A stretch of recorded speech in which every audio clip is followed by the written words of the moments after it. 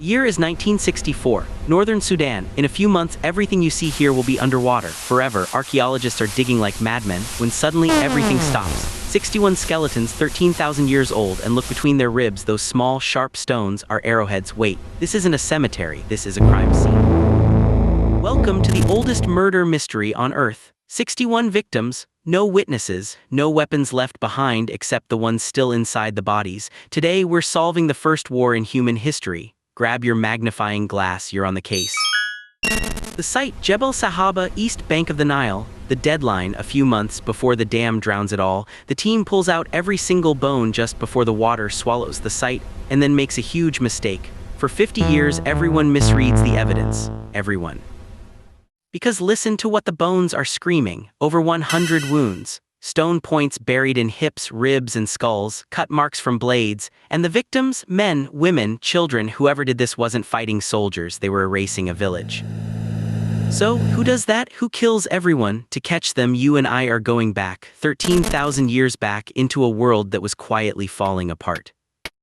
And here's the thing, this place used to be paradise. Forget the Sahara, you know. The Nile Valley was a green ribbon of life, fish so thick you could practically walk on them, wild grain on every bank, gazelles in the golden grass. For generations, life here was easy, almost too easy. Enjoy the view while you can.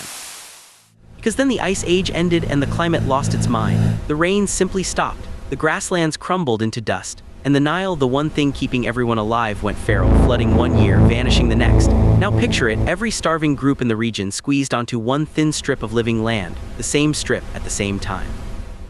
And one more detail, the one everyone misses. The bones at Jebel Sahaba belong to a distinct people, physically different from the group living just across the water. Two tribes, one shrinking river, not enough fish for both. You already know what happens next, but not how it happens.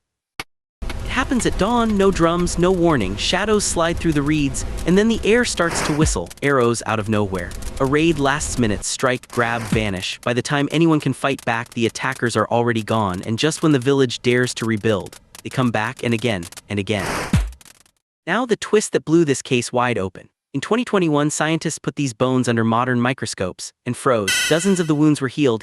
These people were shot, survived, patched themselves up, and years later were attacked again. Jebel Sahaba wasn't a battle, it was a nightmare on repeat. Raid, revenge, possibly for generations.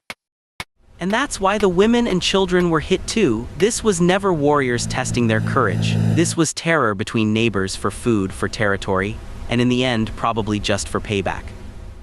So who were the killers? Here's the uncomfortable part. We have never found a single body of theirs, not one. Our prime suspect, a rival group, pushed down the same dying river by the same dying climate. But after 13,000 years, the trail is stone cold. That leads to the most unsettling thought in this entire case. The attackers weren't monsters. They were starving too. Same river, same drought, same empty nets, two groups of desperate people and food for only one. There are no villains in this story, which makes you wonder. Humans have existed for 300,000 years, and this is the oldest war we have ever found. Maybe war isn't wired into us at all. Maybe it's simply what happens when the water runs out. Today, Jebel Sahaba lies at the bottom of a lake. Nobody will ever dig there again. The crime scene is sealed forever. But the victims, they're not in Sudan. Right now, as you're watching this, 61 people are lying in a quiet drawer in a museum in London. And every few years, someone opens that drawer with better technology and finds a wound nobody noticed before, which means this case isn't closed, it's waiting. The evidence that finally names the killers may already be in that drawer, we just can't read it yet. So, detective, your verdict, is war in our nature or only in our circumstances? Tell us below, and subscribe because next case we're solving how humans accidentally created dogs.